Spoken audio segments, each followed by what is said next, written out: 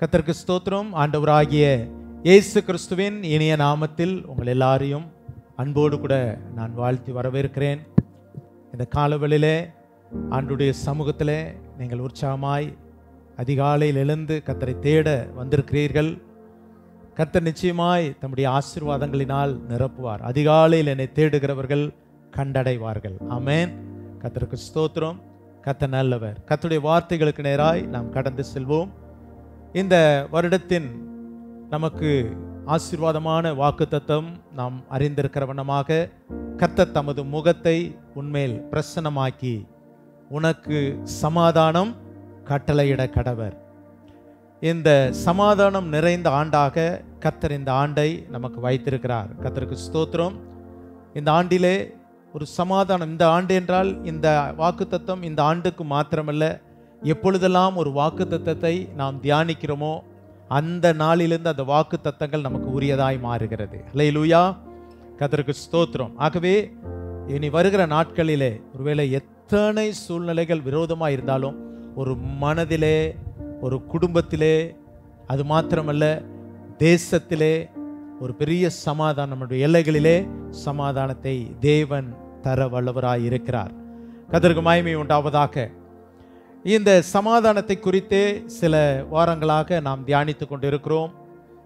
சமாதானத்தை குறித்து எந்தெந்த பகுதிகளெல்லாம் சமாதானம் நம்முடைய வாழ்க்கையில் உண்டாகும் என்று சொல்லி நான் முதல் தேதி அதிகாலையிலே நான் உங்களோடு கூட பகிர்ந்து கொண்டேன்.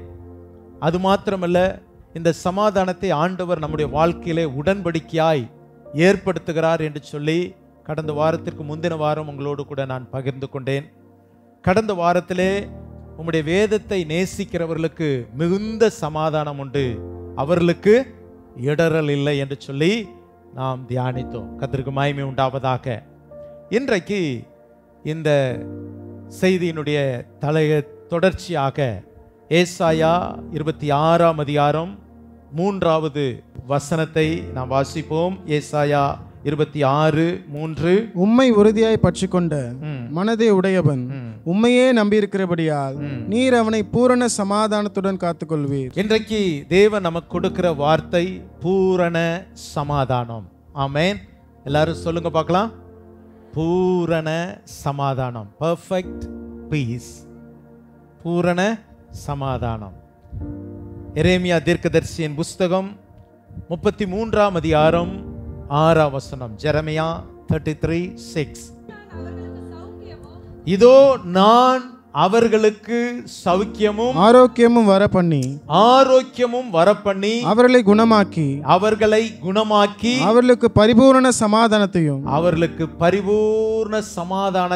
சத்தியத்தையும் வெளிப்படுத்துவேன். ஹல்லேலூயா. இன்றைக்கு நமக்கு கர்த்தர் கொடுக்கிற தேவ செய்தி பர்ஃபெக்ட் பீஸ் அல்லது அபண்டன்ஸ் பீஸ், பரிபூர்ண சமாதானம். ஹல்லேலூயா. ஆண்டவரை பின்பற்றுகிற மக்களுடைய வாழ்க்கையிலே பல இன்னல்கள் இருந்தாலும் அவைகளின் மத்தியிலே ஒரு தெய்வீக சமாதானம், தேவன் தரும் சமாதானம் நம்மை நிரப்பும். எத்தனை பேர் அதை நம்புகிறீர்கள்? ஹல்லேலூயா. அந்த சமாதானத்தை கொடுக்கிறவர் யார்? யோவான் எழுதின சுவிசேஷம் 14ஆம் அதிகாரம் 27ஆம் வசனம். யோவான் 14:27. சமாதானத்தை உங்களுக்கு வைத்து போகிறேன், என்னுடைய சமாதானத்தையே உங்களுக்கு கொடுக்கிறேன். ஹல்லேலூயா. இந்த சமாதானத்தை கொடுக்கிறவர் யார்? ஆண்டவர். தன்னுடைய சமாதானத்தை, ஆண்டவரிடத்திலே ஒரு நாளும் சஞ்சலம் இல்லை, ஆண்டவரிடத்திலே ஒரு நாளும் கவலை இல்லை. அவர் கவலைப்படுகிறவர் அல்ல, அவர் சஞ்சலப்படுகிறவர் அல்ல, அவர் சமாதான பிரபு, பிரின்ஸ் ஆஃப் பீஸ். அல்லேலூயா. ஆகவே அவரிடத்திலே சமாதான குறைச்சல் இல்லை. எனவே சமாதானத்தை நிறைந்த தேவன் இன்றைக்கு நம்ம எல்லாருடைய வாழ்க்கையிலும் பரிபூர்ணமான சமாதானத்தை தருகிறார். ஏசாயா 26ஆம் அதிகாரத்திற்குள் வாருங்கள். எப்பொழுது இந்த பரிபூர்ண சமாதானம் நமக்கு உண்டாகிறது? ஒரு 3 குறிப்புகளை நான் உங்கள் மத்தியிலே சொல்ல விரும்புகிறேன். முதலாவது, ஏசாயா 26ஆம் அதிகாரம் 1ஆம் வசனத்தை வாசிப்போம். அக்காலத்திலே போதும். என்ன சொல்லப்பட்டிருக்கிறது? எல்லாரும் சொல்லுங்க, சத்தமா சொல்லுங்க. அக்காலத்திலே. ஆமென். அப்போ அக்காலம் என்றால் எக்காலம், எந்த காலத்தில். அப்படி என்றால் 25ஆம் அதிகாரத்திற்கு வந்தால்தான் அந்த அக்காலம் என்பது எக்காலம் என்பதை புரிந்து கொள்ள போகிறோம். ஆமென், அல்லேலூயா. அப்போ 25ஆம் அதிகாரம் 8ஆம் வசனத்தை வாசிப்போம். அவர் மரணத்தை ஜெயமாக அவர் மரணத்தை ஜெயமாக விழுங்குவார். கர்த்தராகிய தேவன் எல்லா முகங்களிலும் இருந்து கண்ணீரை துடைத்து தமது ஜனத்தின் நிந்தையை பூமியில் இராதபடிக்கு முற்றிலும் நீக்கிவிடுவார். கர்த்தரே இதை சொன்னார். அவர் மரணத்தை ஜெயமாய் விழுங்குவார். ஹல்லேலூயா. அப்போ இங்க என்ன எழுதப்பட்டு இருக்கிறது? இங்க ஒரு மரணம் இருக்கிறது, அதன் பிறகு ஒரு ஜெயம். மரணமும் உண்டு, அதன் பிறகு ஜெயமும் உண்டு. மரணத்தை ஜெயமாக என்ன செய்வாராம்? விழுங்குவார். இது எதை குறித்து சொல்லப்பட்டு இருக்கிறது? இயேசு கிறிஸ்து பிறப்பதற்கு 600 ஆண்டுகளுக்கு முன்பதாக ஏசாயா தீர்க்கதரிசி ஆண்டவருடைய உயிர்த்தெழுதலை குறித்து எழுதுகிறார். ஹல்லேலூயா. நான் அடிக்கடி சொல்வதைப் போல ஏசாயா தீர்க்கதரிசியின் புஸ்தகம் முழு வேதாகமத்தை உள்ளடக்கிய புஸ்தகம். 66 அதிகாரங்கள் உள்ள இந்த புஸ்தகம் வேதத்தில் உள்ள 66 புஸ்தகங்களில் உள்ள அனைத்து சாராம்சங்களையும் உள்ளடக்கியது. இயேசு கிறிஸ்துவின் பிறப்பை குறித்து 9ஆம் அதிகாரத்திலே சொல்லப்பட்டு இருக்கிறது. இயேசு கிறிஸ்துவினுடைய ஊழியத்தை குறித்து 11ஆம் அதிகாரத்திலே சொல்லப்பட்டு இருக்கிறது. இயேசு கிறிஸ்துவினுடைய பாடு மரணங்களை குறித்து 53ஆம் அதிகாரத்திலே சொல்லப்பட்டு இருக்கிறது. இயேசு கிறிஸ்துவினுடைய உயிர்த்தெழுதலை குறித்து 25ஆம் அதிகாரத்திலே சொல்லப்பட்டு இருக்கிறது. இப்படி பல்வேறு காரியங்கள் இயேசு கிறிஸ்துவின் ஊழியம் இன்னும் எப்படிப்பட்டதாய் இருக்கும் என்று சொல்லி ஏசாயா 61ஆம் அதிகாரத்திலே சொல்லப்பட்டு இருக்கிறது. நடக்க போகிற காரியங்கள் 1000 வருட அரசாட்சியை குறித்து ஏசாயா 11ஆம் அதிகாரத்திலே சிங்கமும் கரடியும் கூடி உலாவும் என்று சொல்லப்பட்டு இருக்கிறபடி சொல்லப்பட்ட நடக்க போகிற நடந்த எல்லா தீர்க்க தரிசனங்களை ஏசாயா முன் அறிவித்திருக்கிறார். ஒரு அல்லேலூயா சொல்லுங்க பார்க்கலாம். ஹல்லேலூயா. அதிலே ஒன்றுதான் ஆண்டவருடைய உயிர்த்தெழுதலை குறித்து ஏசாயா எழுதுகிறார். ஆமென், ஹல்லேலூயா. அப்போ இந்த இடத்துல நாம் பார்க்கிறோம், அந்த அக்காலம் என்று சொல்லப்படுவது என்ன? இயேசு உயிர்த்தெழுந்தார். ஹல்லேலூயா. இயேசு உயிர்த்தெழுந்த இயேசு இருக்கிறபடினால் எல்லாருடைய கண்ணீர் துடைக்கப்படும், எல்லாருடைய நிந்தை நீக்கப்படும். ஹல்லேலூயா. ஆகவே இப்படிப்பட்ட அக்காலம், அப்படி என்றால் இந்த காலத்தில் தான் நாம் வாழ்ந்து கொண்டிருக்கிறோம். ஆண்டவராகிய இயேசு கிறிஸ்து உயிர்த்தெழுந்த தேவனை நாம் ஆராதித்துக் கொண்டிருக்கிறோம். நாம் ஆராதிக்கிற நம்முடைய தேவன் மரித்து போனவர் அல்ல, அவர் இன்றைக்கும் ஜீவனோடு கூட இருக்கிறார். இந்த உலகத்தில் எத்தனையோ பேர் பிறந்தார்கள், எத்தனையோ மகான்கள் பிறந்தார்கள், ஆனால் மரித்தார்கள். ஆனால் இயேசு ஒருவர் மாத்திரம்தான் இந்த உலகத்தில் உயிர்த்தெழுந்து இன்றைக்கும் ஜீவனோடு கூட இருக்கிறவராய் தம்மை வெளிப்படுத்தி கொண்டிருக்கிற ஒரே ஒருவர் நாம் ஆராதிக்கிற ஆண்டவராகிய இயேசு கிறிஸ்து.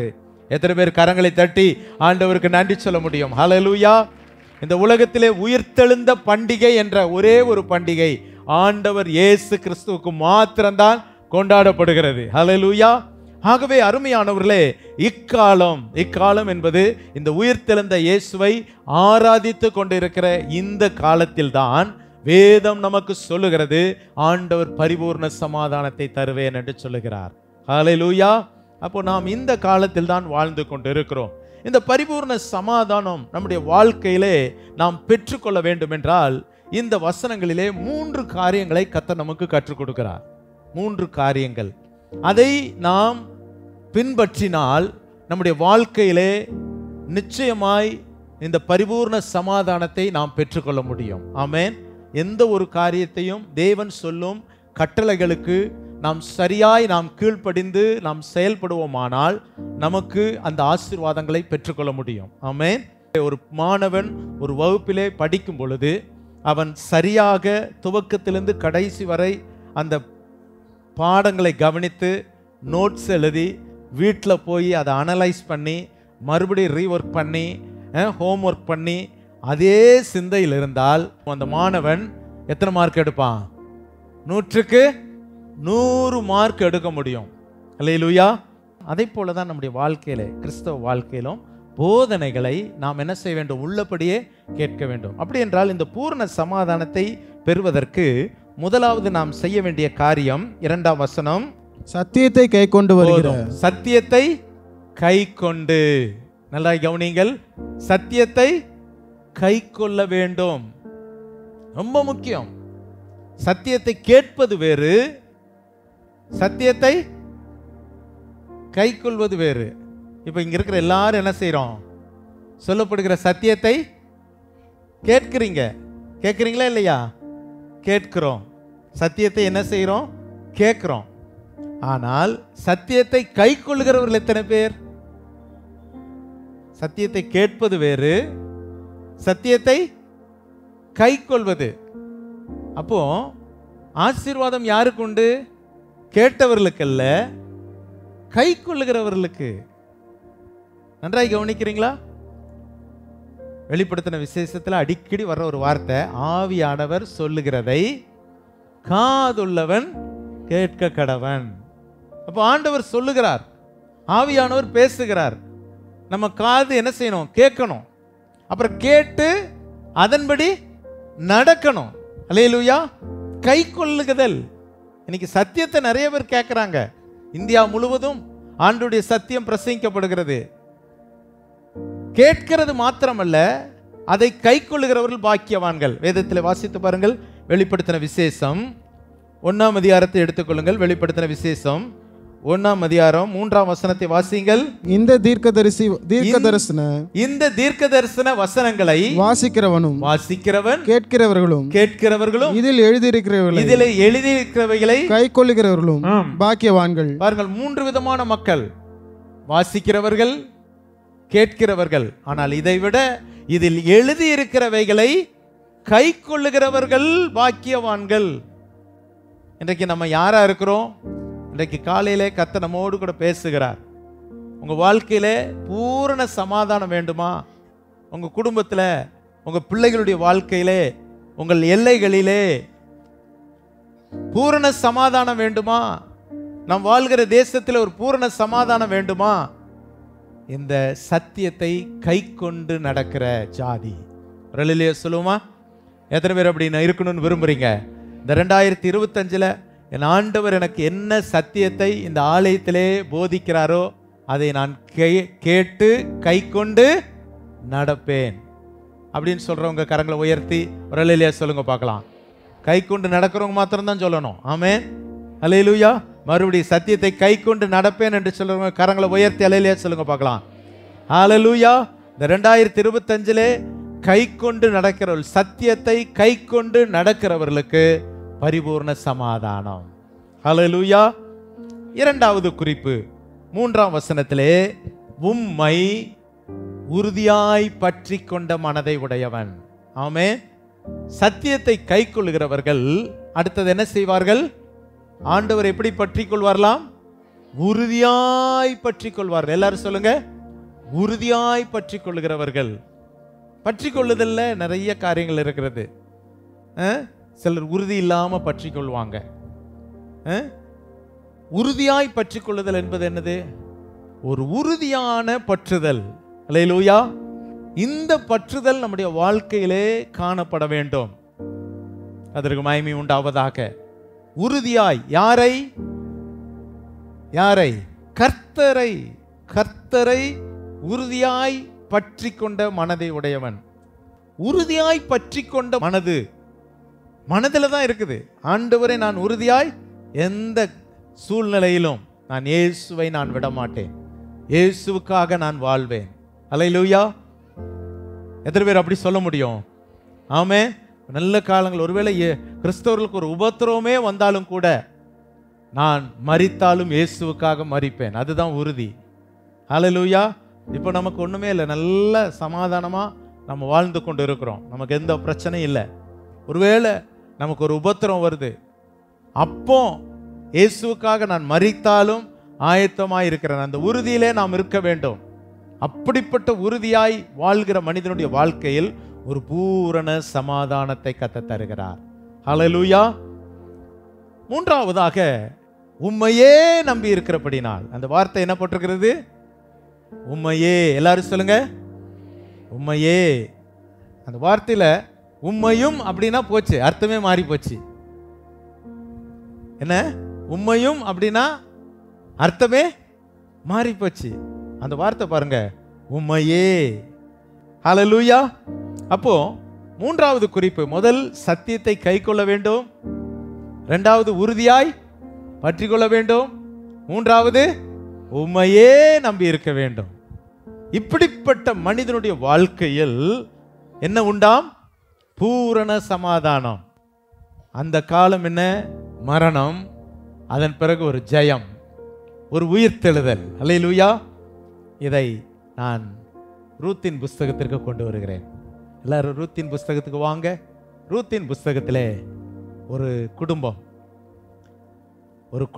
அந்த குடும்பத்தின் பெயர் என்ன? நகோமி. அவருடைய கணவர் பெயர் எலிமெலேக். 2 பிள்ளைகள், மக்லோன், கிலியோன். 4 பேர் அடங்கிய ஒரு குடும்பம். 4 பேர் அடங்கிய ஒரு குடும்பம். எங்கு வாழ்கிறார்கள்? பெத்லகேமில் வாழ்கிறார்கள். பெத்லகேம். இந்த பெத்லகேம் நல்ல ஒரு ஆசீர்வதிக்கப்பட்ட வயல்வெளி நிறைந்த பகுதி. இன்னைக்கும் பெத்லகேம் இருக்கிறது. கவனியுங்கள், வயல்வெளிகள் நிறைந்த இடம். பெத்லகேமின் சிறப்பு என்ன? பெத்லகேமின் சிறப்பு என்ன? இயேசு பிறந்தார். இயேசு பிறந்தார். அந்த பெத்லகேமின் வயல்வெளிகளிலே யார் காணப்பட்டார்கள்?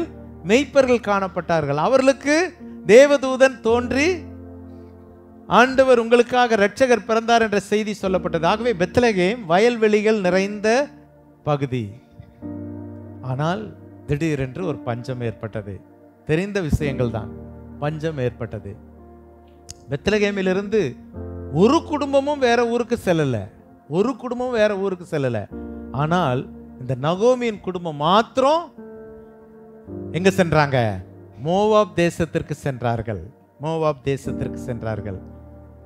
யார் எனக்கு என்ன, எனக்கு என்ன என்ன ஆனால் என்ன, நான் எங்க போறேன், நான் பிழைச்சுக்குவேன் அப்படின்னு சொல்லி நகோமியின் குடும்பம் பெத்லகேமுக்கு போனாங்க. ஆனால் அங்கு ஏற்பட்டது என்ன? அங்க ஏற்பட்டது என்ன? வாழ்ந்தார்களா? மரணம், மரணம், மரணம். எத்தனை மரணம்? ஒரு குடும்பத்துல எத்தனை மரணம்? 3 மரணம். நன்றாய் கவனிங்கள். 3 மரணம். கணவனை இழந்தால் 2 மகன்களும் இழந்தார்கள். 3 பேர் மரணம்.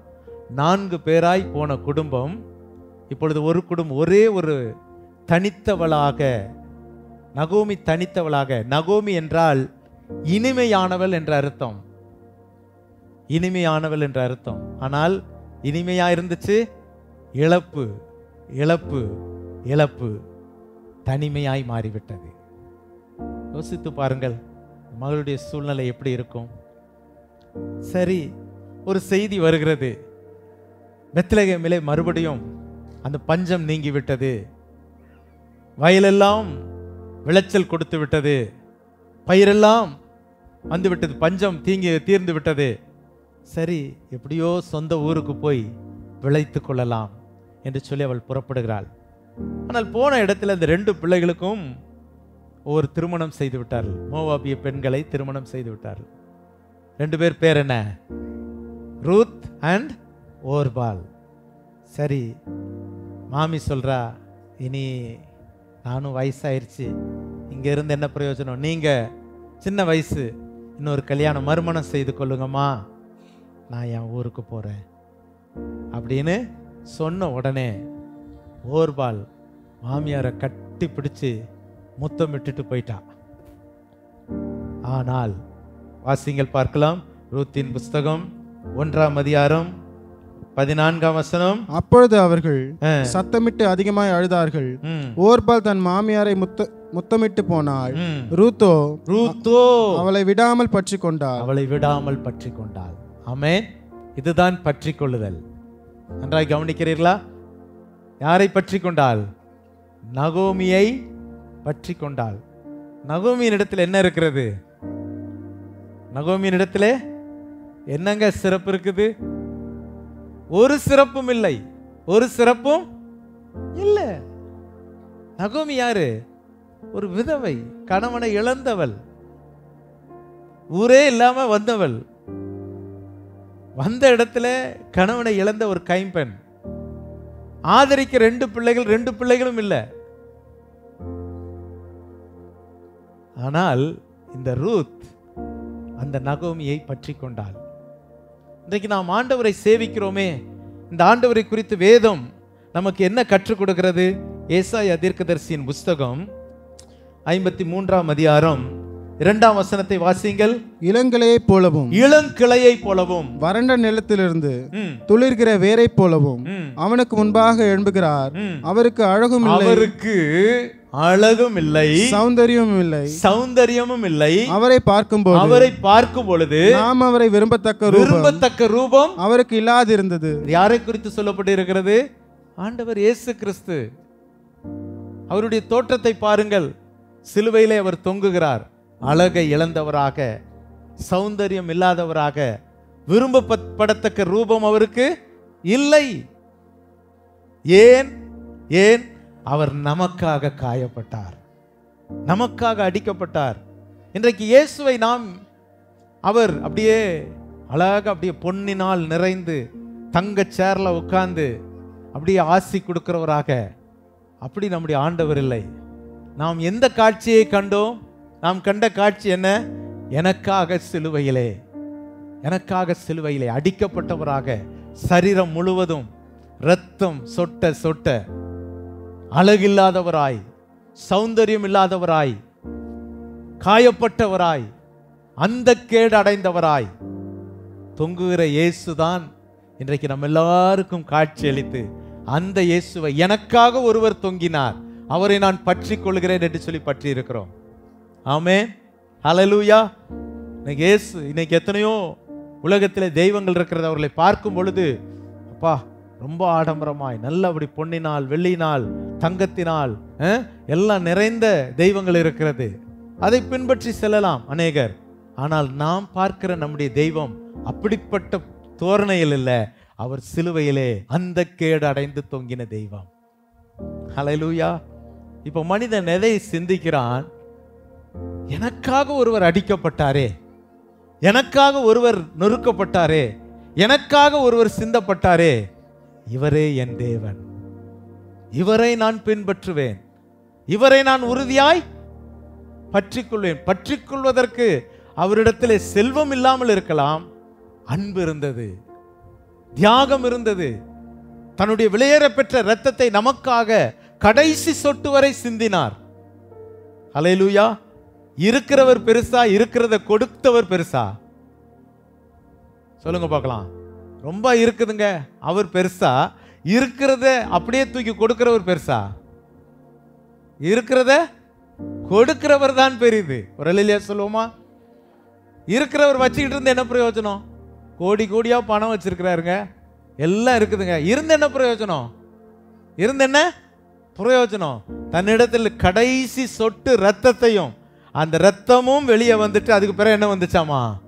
தண்ணீர் வந்தது. கடைசி சொட்டு ரத்தத்தையும் நமக்காய் கொடுத்தவர் தான் இயேசு. ஒரு இல்லையா சொல்லுங்க பார்க்கலாம். அவரை பற்றி கொள்ள வேண்டும். இப்பொழுது ரூத், இந்த குடும்பத்தை நீங்கள் எடுத்துக்கொண்டால் மரணம், ஆனால் மரணம் தான் வாழ்க்கை அல்ல, ஒரு ஜெயம் அதற்குள்ளாய் இருக்கிறது. எப்பொழுது? அவரை பற்றி கொள்ளும் பொழுது. இந்த ரூத் அந்த நகோமியை பற்றி கொள்ளவில்லை. அடுத்த வசனங்களுக்குள்ளாய் நாம் வரும்பொழுது அவள் சொல்லுகிறாள், நீ உன் வீட்டுக்கு போமா அப்படின்னு சொல்லும் பொழுது ரூத் என்ன சொல்லுகிறாள்? வாசித்து பாருங்கள். அதற்கு ரூத், நான் உம்மை பின்பற்றாமல் உம்மை விட்டு திரும்பி போவதை குறித்து என்னோடு பேச வேண்டாம். நீர் போகும் இடத்திற்கு நானும் வருவேன், நானும் போவேன். நீர் தங்கும் இடத்திலே நானும் தங்குவேன். உம்முடைய ஜனம் என்னுடைய ஜனம், உம்முடைய ஜனம் என்னுடைய ஜனம், உம்முடைய தேவன் என்னுடைய தேவன். ஆமென். இதுதாங்க வார்த்தை. உம்முடைய தேவன்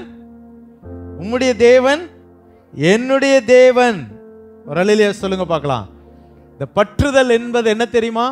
உம்மையே நம்பி இருக்கிறேன் என்பது என்ன தெரியுமா? இந்த ரூத் சத்தியத்தை கை கொண்டாள். என்ன சத்தியம்? உம்முடைய தேவன் என்னுடைய தேவன்.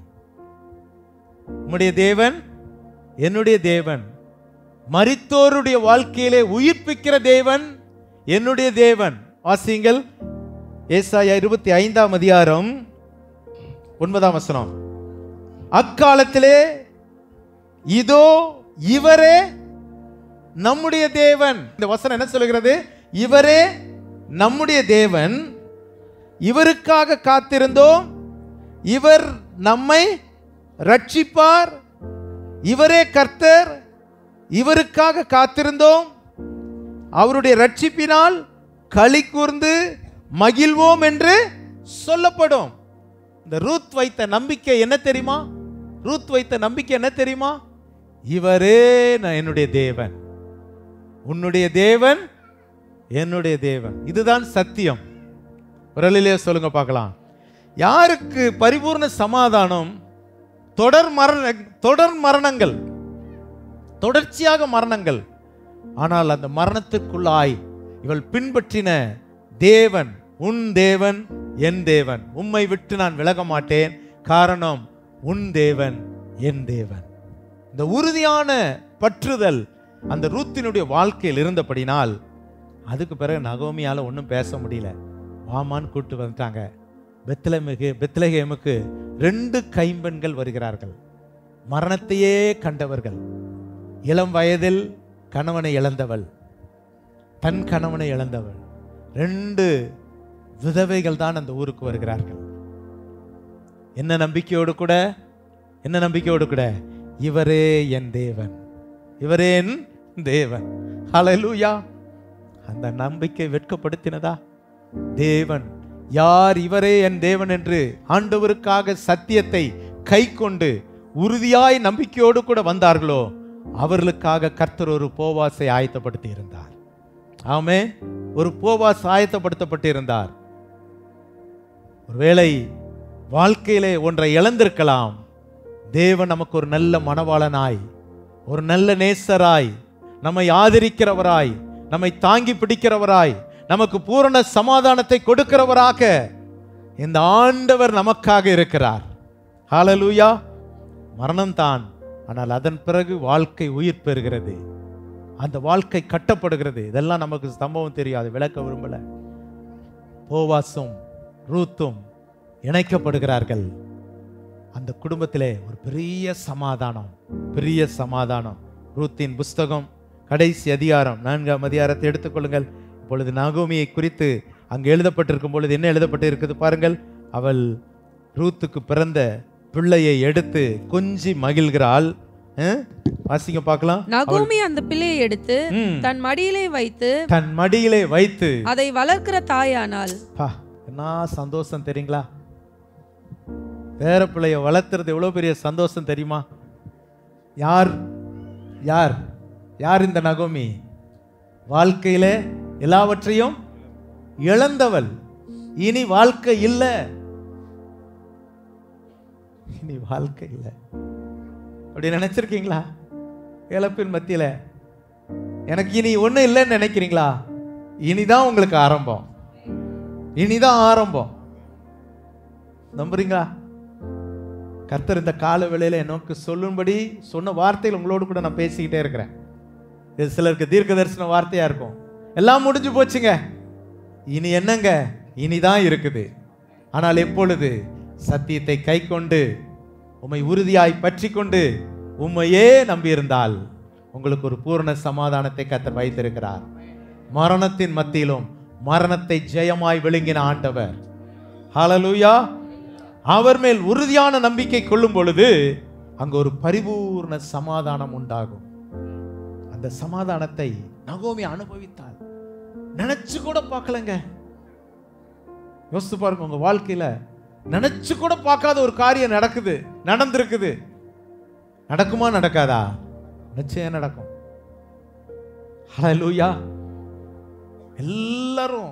எல்லாருடைய எல்லா வாசலும் அடைப்படலாங்க. ஆண்டுடைய வாசல் ஒரு நாள் அடைப்படாது. அவர் இன்றைக்கும் ஜீவனோடு கூட இருக்கிறார், இன்றைக்கும் உயிரோடு இருக்கிறார்.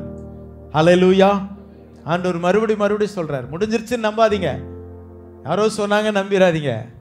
நான் சொல்றேன், இந்த காலவேளையில உறுதியாய் சத்தியத்தை கை கொண்டு உம்மை உறுதியாய் பற்றி கொண்டு உம்மையே நம்பி இருக்கிற மனிதனுக்கு என்ன உண்டாம்?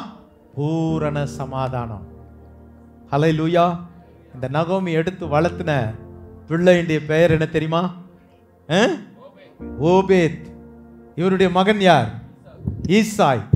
ஈசாயினுடைய மகன் யார்? தாவீது. தாவீதுடைய மகன் யார்? இயேசு கிறிஸ்து. மத்தேயு 1ஆம் அதிகாரம் 1ஆம் வசனம். மத்தேயு 1:1 ஆபிரகாமின் குமாரனும் தாவீதின் குமாரனுமாகிய இயேசு கிறிஸ்துவின் வம்ச வரலாறு. இயேசு கிறிஸ்து யார்?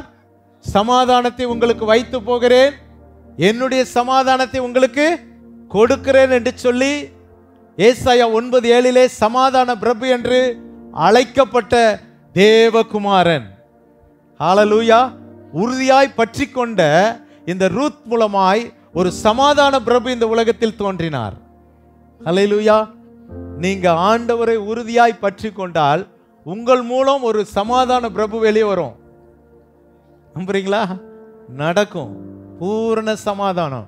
இன்றைக்கு முழு உலகத்திற்கும் சமாதானம் கொடுக்கிற ஒரு தேவாதி தேவன் ஒருவர் என்றால் அவர் ஆண்டவராகிய இயேசு கிறிஸ்து மாத்திரம்தான். ஹல்லேலூயா.